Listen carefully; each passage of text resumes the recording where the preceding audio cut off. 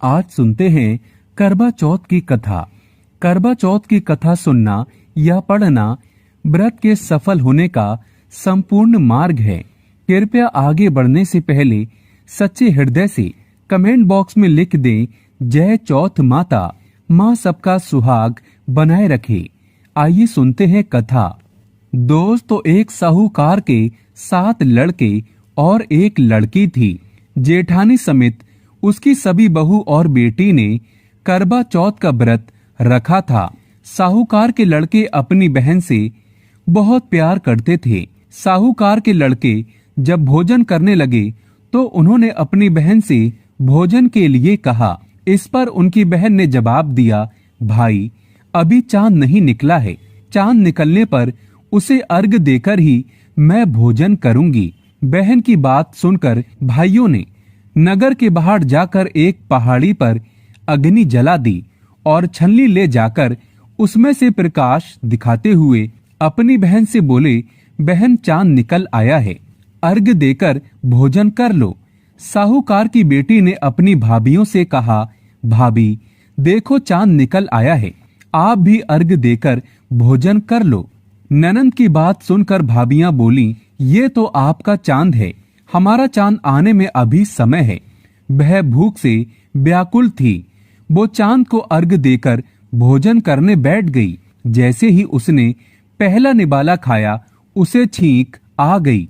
दूसरा निवाला खाते ही उसमें बाल निकल आया और तीसरा निवाला खाने ही वाली थी कि उसके ससुराल से बुलावा आ गया कि पति बीमार है और जिस भी हाल में हो तुरंत ससुराल पहुंचो। उसे विदा करने के लिए माँ ने जब बक्से से कपड़े निकाले तो काले कपड़े मिले। दूसरी बार सभी कपड़े सफेद निकले। बेटी बोली, माँ तुम रहने दो, मैं चली जाती हूँ।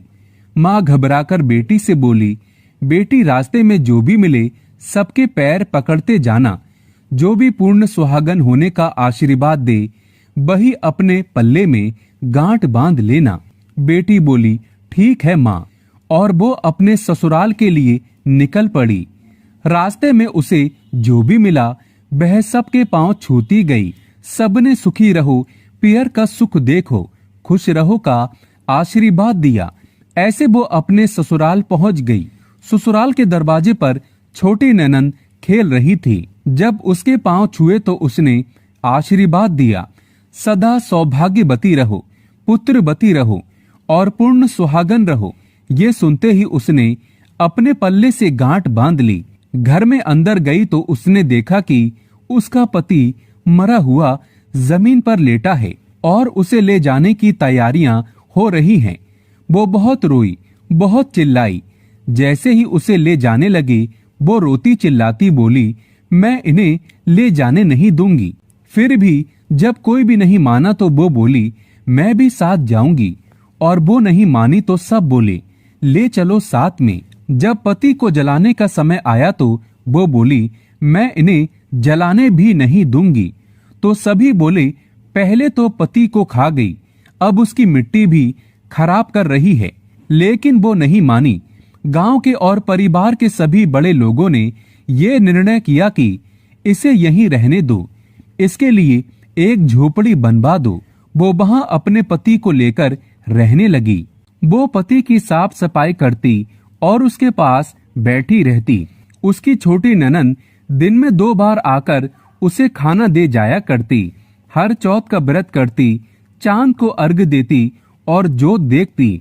और चौथ माता आती तो चौथ माता कहती, कर बोले भाइयों की प्यारी बहन कर बोले, घड़ी बुखारी कर बोले। तो वो चौथ माता से अपने पति के प्राण मांगती।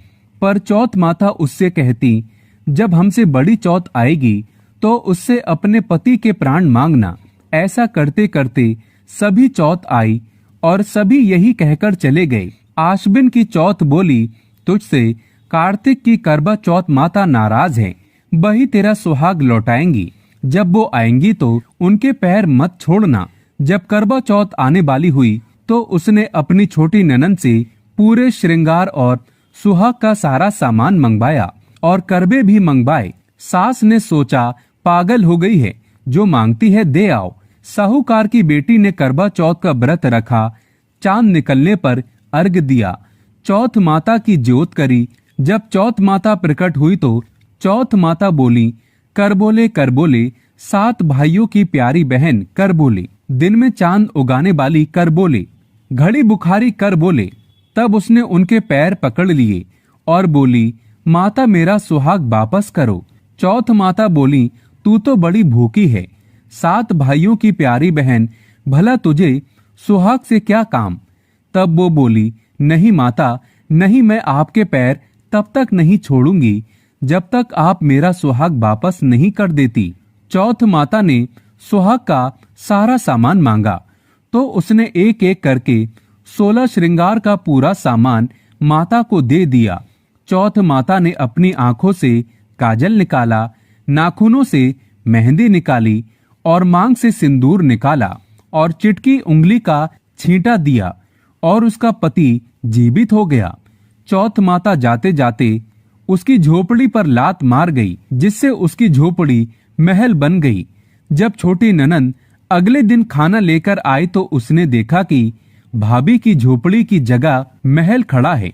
वो ननंद को देखते ही दौड़ी दौड़ी उसके पास आई और बोली, देखो भाई साहब, आपका भाई वापस आ गया है। घर जाओ और सासू जी से कहो गाजे बाजे के साथ हमें लेने आए। ननंद दौड़ी दौड़ी माँ के पास जाकर बोली, माँ भाई जीवित हो गया। माँ बोली, उस भाभी के साथ तेरा भी दिमाग खराब हो गया है। ननंद बोली, नहीं माँ, मैंने सचमुच देखा है, भाई सच में जीवित हो गया है। भाभी ने गाजे बाजे के साथ हमें बुलाया है। घर वाले गाजे बाजे के साथ अपने बेटे को लेने पहुंचे तो बेटे को जिंदा देखकर सास बहू के पैर छूने लगी और बहू सास के पैर छूने लगी। वो बोली, देखो माँ, आपका बेटा वापस आ गया है। सास बोली, मैंने तो साल भर पहले ही इसे अपने घर से भेज दिया था, वो तो तू ही थी जो इसे वापस लेकर आई है। हे चौथ माता, जैसे साहूकार की बेटी के साथ पहले किया वैसा कभी किसी के साथ मत करना, और बाद में जैसे उसे सुहाग दिया वैसे सबको देना और सभी पर अपनी कृपा बनाए रखना। दोस्तों, एक बार सच्चे हृदय से कमेंट बॉक्स में लिखे जय चौथ माता। माता रानी के लिए एक लाइक तो बनता है और हमारे चैनल को सब्सक्राइब करना ना भूलें।